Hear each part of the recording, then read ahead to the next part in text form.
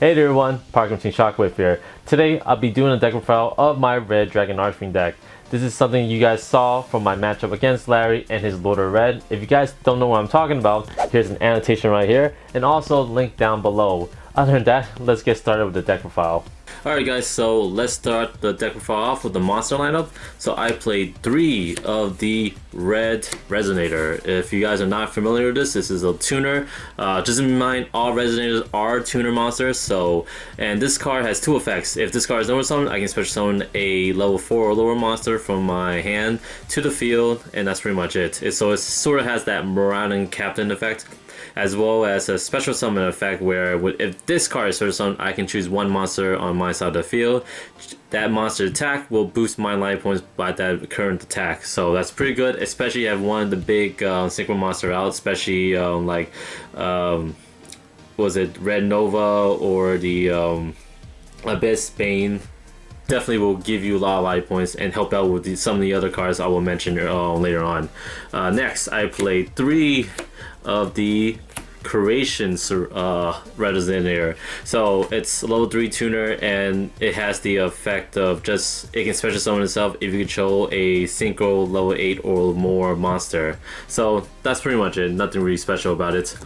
I'm playing 3 Synchron Resonator. So this is one of my favorite cards just because that unlike the Creation Resonator, this doesn't have a restriction to special summon while you control a Synchro monster. So if all you need to do is control a Synchro monster, but you can only special summon one time this way for any of the copies. And if this card is sent to the graveyard, you're able to add a Resonator from your graveyard back to your hand. So it has an optional effect that doesn't miss timing, which is crucial with a lot of the other Synchro plays or the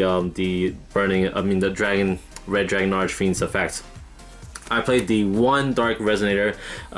This card cannot be destroyed by battle 1 time per turn, so it's pretty good. It's the reason why I'm playing this because I do need a generic level 3 tuner. Even though I do have creation for that, I like to search for something else rather than waste a monster that can actually special summon itself. So this go hand in hand if I can actually get it out with Red Resonator, or just special summon a level 5 monster and normal summon this monster and sync to a level 8 play.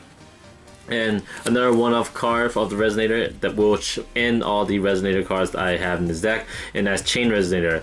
Reason why I'm playing one of it is because it's a little bit hard to activate, especially if you already got your combo rolling. So if this card is normal summon while you control a Synchro monster, you're able to special summon a Resonator from your deck to the field, and this is something pretty good.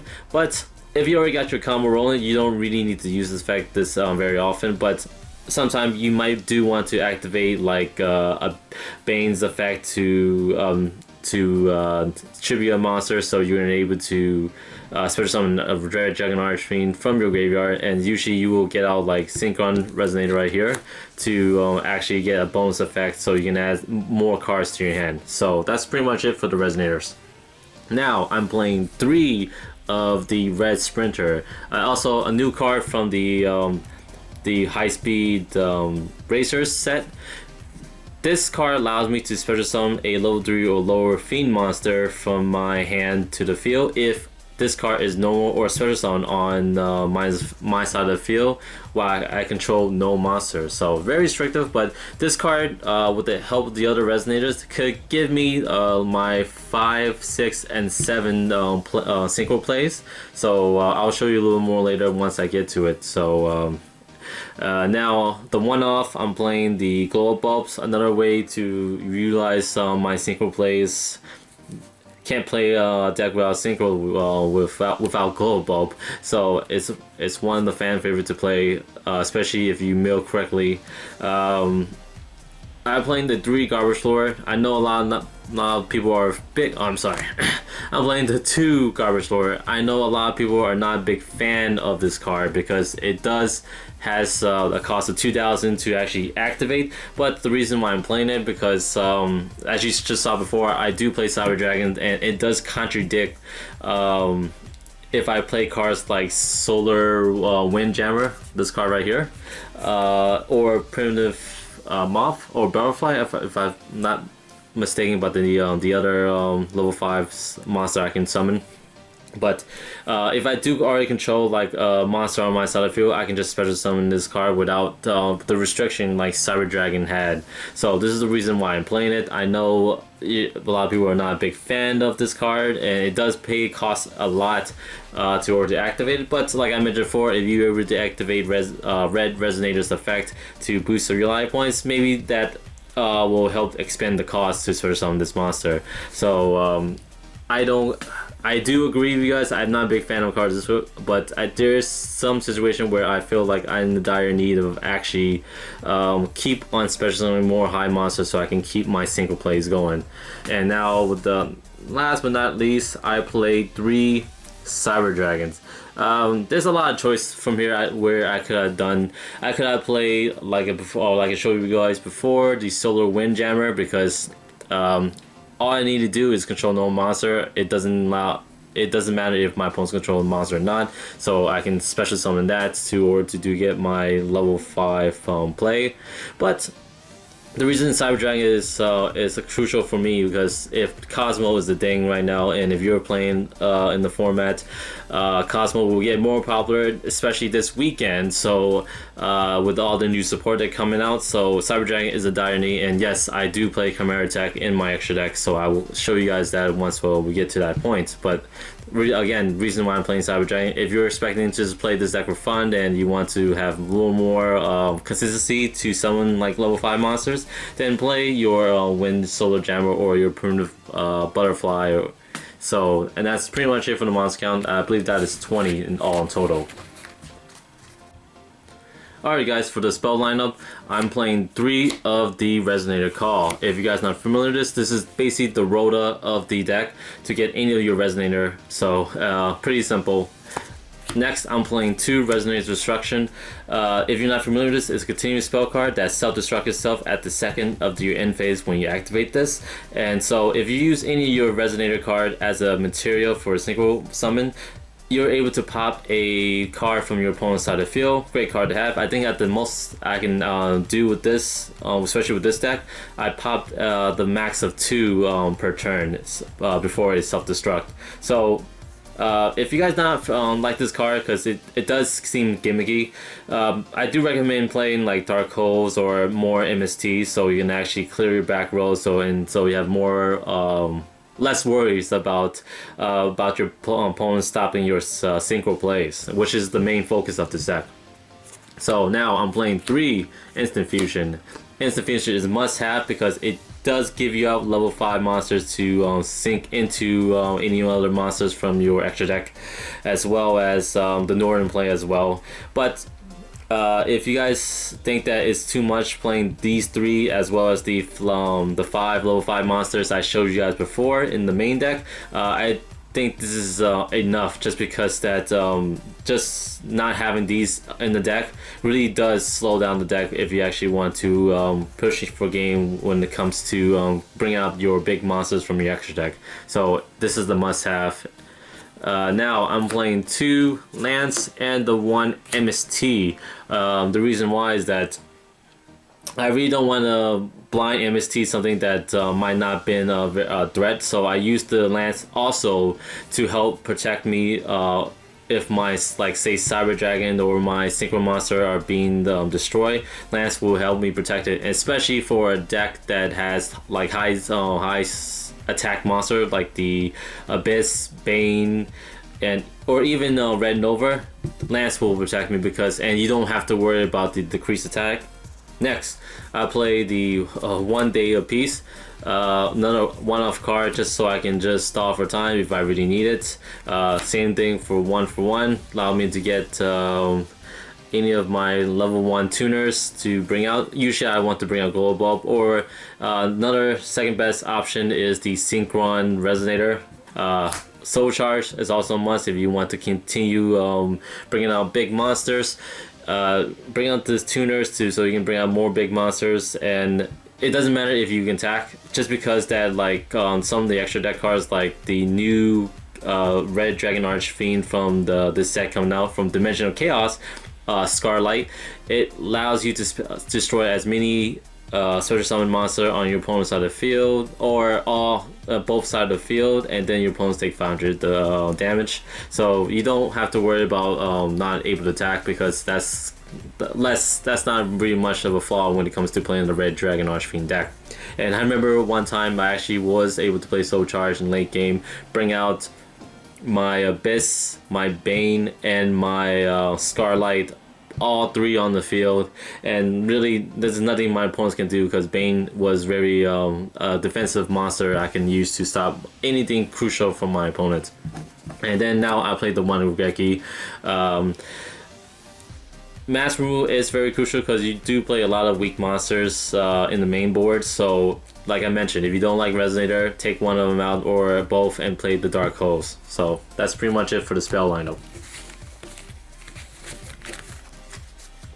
So I'm playing the one-offs of just all these traps right here. So Compose, Call the Haunted, Fiendish, Boundless, and Mirror Force. Alright guys, so let's start the extra deck with my level 5 lineup, and that's Archimedes. I choose Archimedes over Alakataster because Archimedes does give you the leeway of just getting around your opponent's traps like Mirror Force, Storm Mirror Force, or anything just like Mirror Force.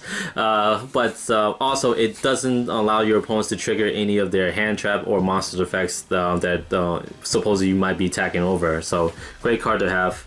Now I'm playing my level 6, and I have two of them with Goyo Garden. Any synchro monster that can go to a level 6, it's a stable. And Red Wyvern, I'm not a really big fan of a card, but since we're playing the Red Dragon Archfiend Theme, I think this is the best card to play for the theme only, just because that this card has a bit of restriction in all counts, just because that toward activate effect, it has to be synchro summon. The monster you're trying to destroy has to be higher attack than this monster, as well as you can only activate it once while it's face on the field, so it has that wind up condition. And so the only way you might get around it or make it a little better with this deck is if you actually play the Lance on this card, so you have a little more target range to actually pop your opponent's monster if you need to. Now, for my level 7, I'm playing the Clear Wing Synchro Dragon. This card is my only level 7. If I can make it extra space, and I might do a recommendation later on, is that I can put a Moonlight Black Rose Dragon in here as a second level 7 target, because although those two cards are pretty good, I chose Clear Wing just because it does have some sort of protection over my synchro monsters, such as the Red Dragon Archfiend, which this is basically the theme of this deck, to just focus on the main monster you're trying to bring out. Alright, so I have a couple of level 8s.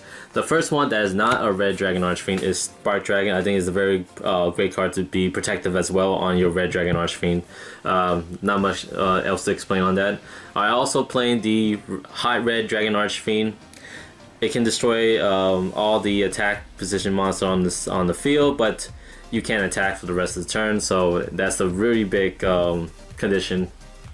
But the other Red Dragon Archfiend I'm playing, and it's called Red Dragon Archfiend Scarlight, and it's coming out in this weekend in Dimensional Chaos, where it's count as Red Dragon Archfiend on the field and in your graveyard. Also, this card can destroy as many special summon monster on the field that has less or equal attack than this card. So and if you do, you're able to inflict 500 damage to your opponents. This is card tremendous, way better than Hot Red Dragon Archfiend, which I recommend. If you are able to get two of these, take this out and replace it with a second copy, because this is basically obsolete. You're not gonna use this ever over this card. So other than that, those are my level 8 monsters. My level 9 monster is Abyss, Hot Red Dragon Archfiend Abyss, and it has. First, let's talk about the synchro requirement. So it's asking you one tuner, so just any generic tuners, and one non-tuner Dark Dragon type synchro monster. So it's basically asking you, hey, you better be synchro something with the Red Dragon Archfiend, because that's what the basic theme is for. And I just love to play bring out Abyss just because that is very great. It's a very great card to play defensively just because that on each player's turn you can choose one face-up monster, or I'm sorry, one face-up card your opponent's control. You're able to negate it until the end of the turn. Great card to have. Again, you can stop your opponent's crucial play, and then if this card inflicts damage to your opponents, you're able to special summon a tuner monster from your graveyard to the field. So great card to have, and especially if you're able to activate the second effect, then you can use the tuner monster, hopefully it's a level 1, to bring out your hot red dragon Archfiend Bane. So Bane, huge attack monster, 3500, because it has a lot of leeways to go of getting over their monster. So first effect, you're able to tribute one monster on your side of the field to special summon one red dragon Archfiend from your graveyard to the field. So welcome back, red dragon Archfiend. So I'm going to show you a quick combo of how you can actually utilize this his first effect if you want to. Some ideal cards I would recommend is like first special summon your level 5 monster, normal summon your red resonator, use resonator's effect to special summon your level 3 tuner. From there, synchro summon into your Scarlight, and then from there, synchro summon into your red dragon Archfiend of Bane. So if you control Synchron Resonator or Creation Resonator, you're able to special summon it to the field from your hand, and then use Bane's effect to tribute it, and then special summon back your Scarlight to the field. Pretty great card, and especially if you tribute your Synchron Resonator, you're able to bring back one of your Resonators from your graveyard back to your hand. That's not a copy of Synchron Resonator. So you really have two big monsters on the board just by playing those 3 cards. Pretty fantastic. Also, another version is that you can just special summon this card alone on the field, and then if you're able to do damage, special summon your 2 monsters from one from the graveyard and one from the deck, and then tribute those 2 monsters, or tribute to one of those monsters to special summon your Scarlight, or you can use the other tuner to sync into like Bane. From there, you have a very protective monster for your opponent's next turn, so you can actually stop something crucial if it needs to be. Bane, great card. Came out in the High Speed Racers set, so also with the Abyss. So a lot of these cards they came from the High Speed Racer set. So if you want to look for this and try to get the cards from these decks, try buy a couple box of this, and you might pull out everything you need. Now, Red Nova Dragon, I just put it here just because of nostalgia's sake, but you're able to do more. If you want to push more damage for game, this is right here. Red Nova Dragon is the way to go. Now, and that's pretty much it for my synchros. For my fusions, I'm playing one Nolan. Nolan is a staple of any deck that plays instant fusion, and with Nolan, I can go to either my 5, 6, or 7 synchro plays, just because it can bring out any of the resonators that's in my graveyard. I'm also playing 2 Panzer Dragon. I think if any level 5 monsters, fusion monster you want to bring out with instant fusion, this is the card to bring out, just because that, say that your opponent stop you from continuing on to synchro summon at the end of the turn, this card is destroyed because of instant fusion effect, and then you're allowed to pop one card on your opponent's other field. A scenario that you don't reach all the time, but it's nice to have a safety feature if you really need to. And then now, the other 2 cards are my Chimera Tech. Like I mentioned before, why I'm playing Cyber Dragon, because Cosmo is still it's a real big thing, especially this weekend with the new support. So I'm playing 2 Chimera Tech just in case I need to get rid of my opponent's machine types. Alright guys, that's it for the deck file. I hope you guys liked it. This deck is based more on Jack Atlas cards like the Resonators. I know he's very fond of those sort of archetype kind of cards, but they're very great when you want to bring it out. But there's a faster way to bring out your Red Dragon Archfiend if you want to focus more on that, such as Mortronics or even the Synchron support. So that's all the time I have. If you liked the video, please like, comment, and subscribe. This is Parker between Shockwaves, signing out.